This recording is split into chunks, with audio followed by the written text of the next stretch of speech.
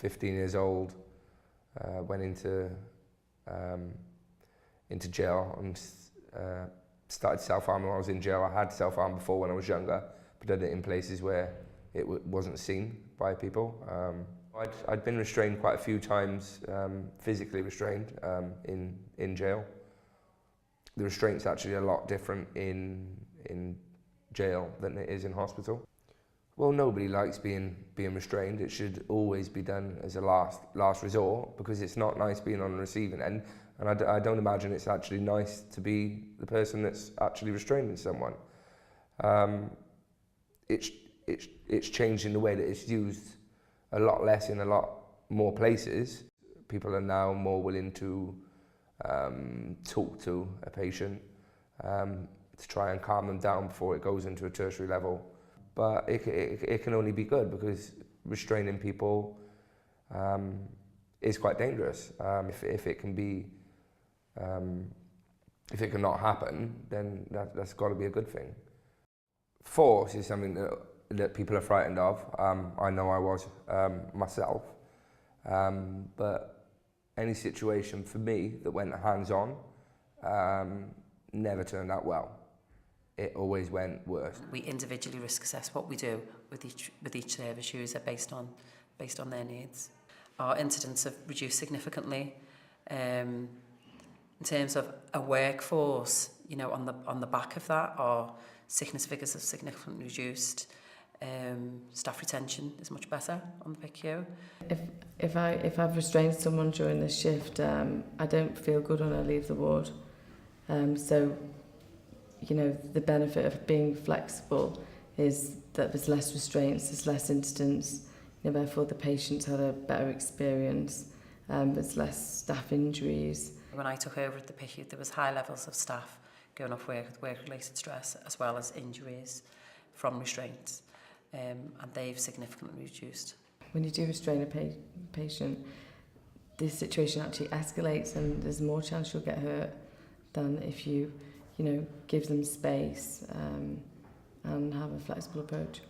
We've significantly reduced our sickness levels, our restraints, our use of seclusion, and we had a really positive CQC report recently. All those years ago it was a mixture of different sorts of restraints, so sort of medical, so medication an awful lot of, and physical restraints, which was dreadful. In the past I've been restrained when I've managed to get out the door, being restrained by two big men, staff. This is a long time ago. And when they got me back in, I was still running, but I wasn't going anywhere because I was restrained with my thumbs up my back, and my feet were still running, but they weren't on the floor, so I was going nowhere. And when people are restrained in that way, it recreates trauma for people that have been abused or been abused in any way. So your legs are parted, and then you have people on your back. And at that time, all I can see is their big hands holding my tiny hands down, and I'm scared. So I won't be able to follow any instructions at that time, because I won't be able to hear them. I can see their mouths moving, but I can't respond. So I will still fight, because at that time I'm not in your world. I'm in a world so far removed that I can't even explain to them.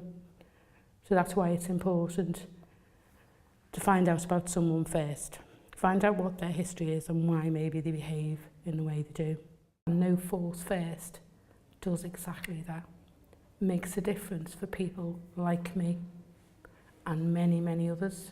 No force first is making it better for people like me, and will continue to do so.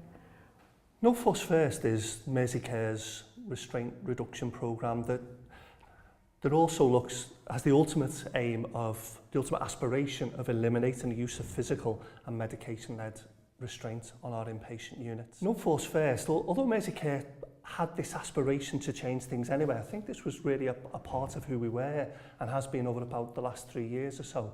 No Force First was historically driven to a degree by care scandals. Once that more tolerant environment is generated, we have less physical interventions and less harm for the people we serve, but absolutely critically, less harm for the people who provide care.